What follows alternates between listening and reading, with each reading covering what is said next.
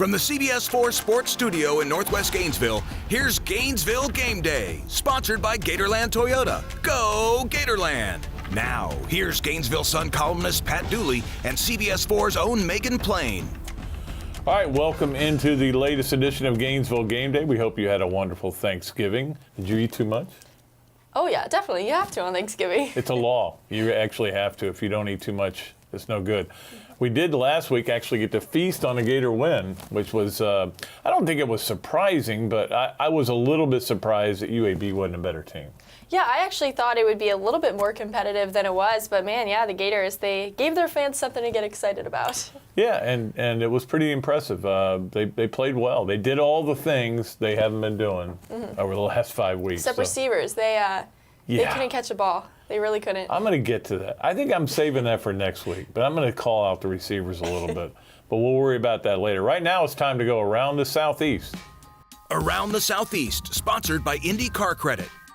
All right, we start out around the Southeast, Tennessee, LSU, where I don't know if you saw the start of the second half. It was unbelievable how hard it was raining. It was coming down sideways, and the opening kickoff of the second half ended up squirting away and put Tennessee in a big hole.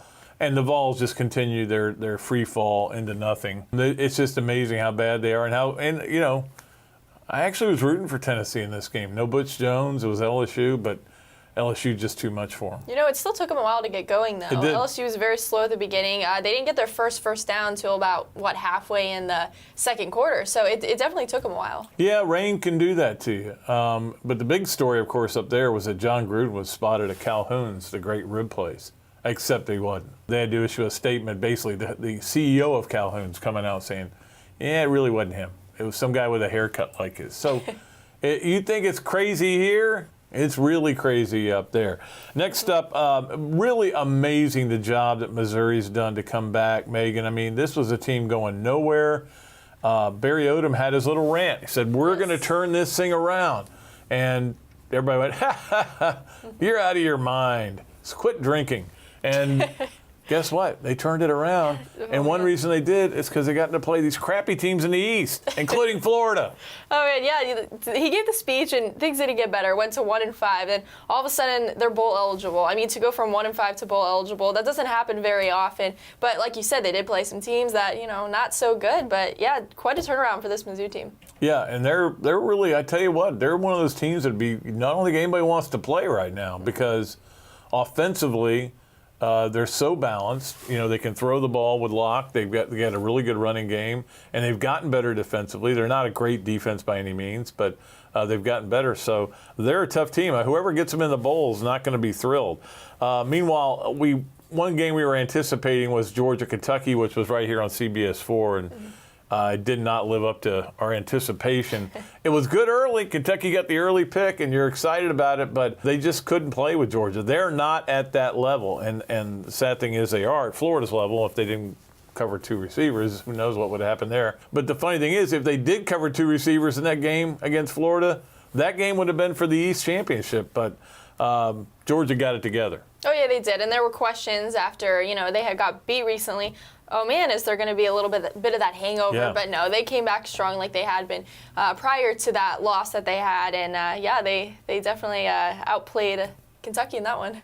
Yeah, I was disappointed in Kentucky. I thought they would give them a game. I thought it would be more competitive than it was. But like we talked about last week, Megan, Georgia's still got a shot. Certainly all they got to do is win out. They're in the playoff, and I think that motivated them in this game. Okay, that's going to do it for Around the Southeast. Let's talk a little bit about the Gators with our starting lineup. The starting lineup, sponsored by Bar 352. All right, Eddie Pinedo, he had a stellar day. I mean, he had 5 field goals, 2 of which were 50-plus yards. Good for him. He had an outstanding day, and he's the first Gator in the history of the program to have 2 50-plus yard field goals in a single game. Yeah, I thought he was going to get my buddy's record. Bobby Raymond, who I've known for a long time back in the 80s, kicked 6 in a game. I believe it was against Florida State.